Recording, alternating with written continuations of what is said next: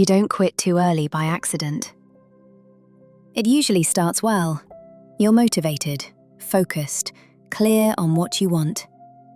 You begin with energy. You make progress. You feel like you're moving. And then, something changes.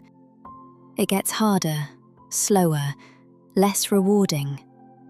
The excitement fades, and what's left feels different. More effort, more resistance, more doubt. So you start questioning it. Is this right for me? Should this feel easier? Maybe this isn't worth it. And before you realize it, you step away. You tell yourself you'll come back later, or that you'll try something else instead. But the pattern repeats. And that's where it gets frustrating, because it feels like you can start, but not sustain. Here's the shift. You're not quitting because you lack discipline. You're quitting because you're misreading what happens after the beginning. At the start, everything feels good. There's novelty, fast progress, low pressure. But that stage doesn't last. Every meaningful pursuit moves into a phase that feels slower, more repetitive, less rewarding in the moment. And your brain reacts to that, because it's wired for reward. When the reward drops, your motivation drops with it. So your mind looks for something else, something new, something that gives that early feeling again, and that pulls you away. There's also something deeper underneath it. When things get harder, the stakes feel higher.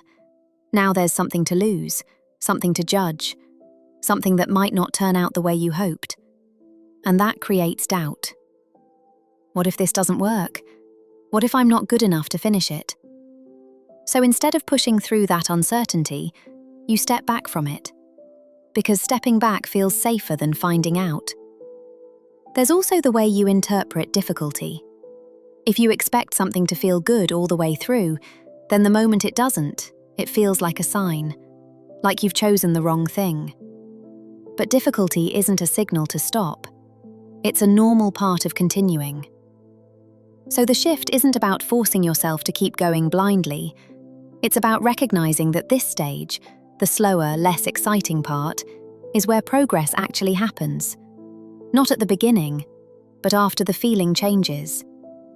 And instead of chasing that initial motivation, you focus on staying, showing up when it feels different, when it feels less rewarding, because that's where things move forward.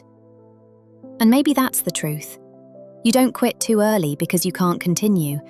You quit because you've been expecting the process to feel the same all the way through. And once you understand that it won't, you stop treating discomfort as a sign to leave, and start seeing it as a sign that you're in the part that matters,